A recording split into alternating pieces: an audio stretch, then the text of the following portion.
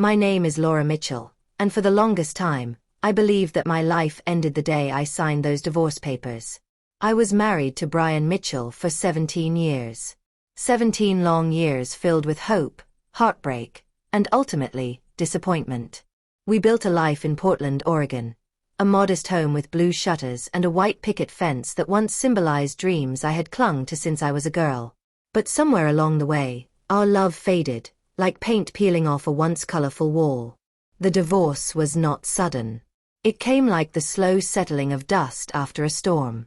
I knew it was coming, yet when it arrived, it shattered me in ways I hadn't expected.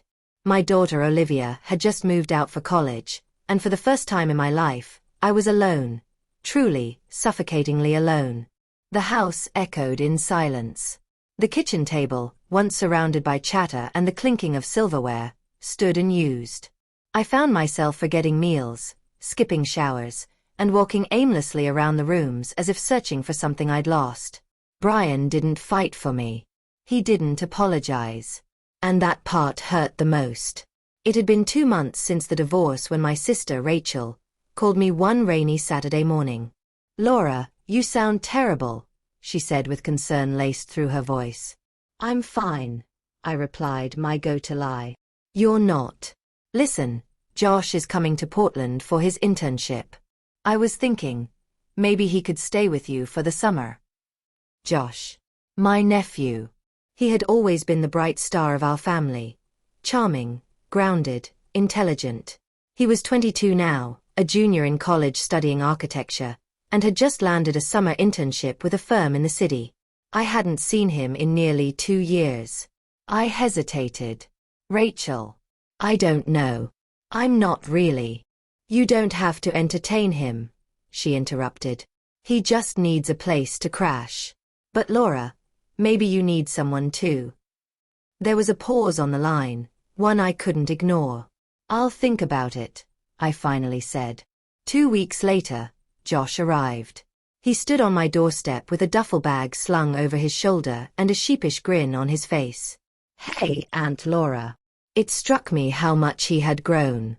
Taller, broader, more confident, but his eyes still held that warmth I remembered from when he was a boy visiting during Christmas breaks. I stepped aside and gave a half smile. "Come in." He settled into the guest room quickly, and I expected things to go quietly. But Josh had a different plan, one I hadn't been prepared for. It started with breakfast. On his first morning, I woke up to the smell of scrambled eggs and toast. I wandered into the kitchen half asleep, to find him humming while plating breakfast like some Food Network chef. "You eat breakfast, right?" he joked. I blinked. "Not usually." "Well, today you do." From then on, he made it his mission to pull me out of my shell. Slowly, he filled the silence in the house with music, laughter, and conversations. He'd return from work each day with stories about his firm, clients, design ideas, even the clumsy intern who spilled coffee on the boss's laptop. I found myself laughing again. It felt foreign but welcome. One evening, as we sat on the porch sipping lemonade, Josh turned to me and said something that shifted everything. "You know, you used to smile more." I looked at him, startled. "When?" "When I was a kid. You'd always make the best jokes. You'd sneak me extra cookies when Mom wasn't looking.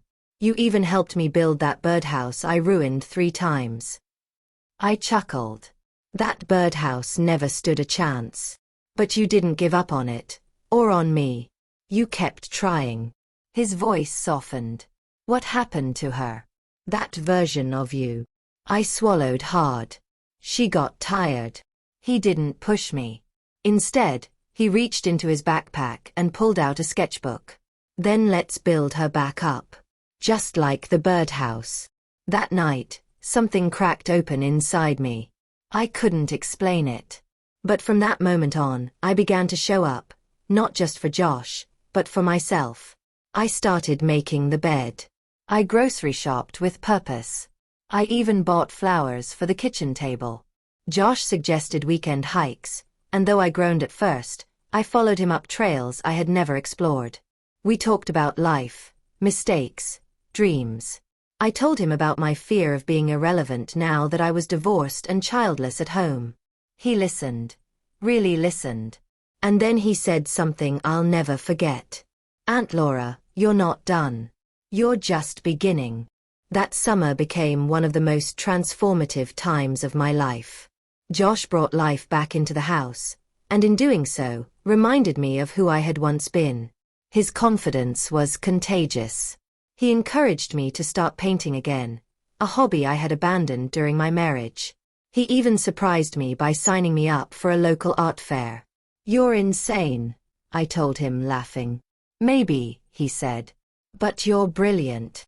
And so I painted. I painted the pain, the joy, the slow healing. I painted our hikes, my empty house now brimming with light, and even the infamous birdhouse, reimagined. At the fair, I sold 2 of my pieces. It wasn't much, but it was everything. I felt alive, seen, revived. One evening, just days before his internship ended, we sat under the stars, a ritual we had come to cherish. "I'm gonna miss this," Josh said, resting his head on the back of the lawn chair. "Me too," I whispered. He looked at me. "You're going to be okay, you know that?" "I think I will be." "No, you will be. And not because I was here, but because you remembered who you are." I blinked back tears, overcome with gratitude. "Thank you, Josh. You don't know how much you saved me." He smiled. "You saved yourself. I just reminded you how." When Josh left, the house was quiet again. But this time, it wasn't empty. It was filled with memories of laughter, courage, and color. I kept painting. I joined a local art group. I reconnected with friends. I even volunteered at a community center to teach kids art. Months later, I visited Rachel for Thanksgiving. When Josh saw me, he lifted me into a hug. "You look different," he said. "I am different." And I was. Because after the divorce, after the pain and the silence, my nephew reminded me that healing doesn't always come from within. It sometimes comes from someone who loves you enough to believe in you when you've forgotten how.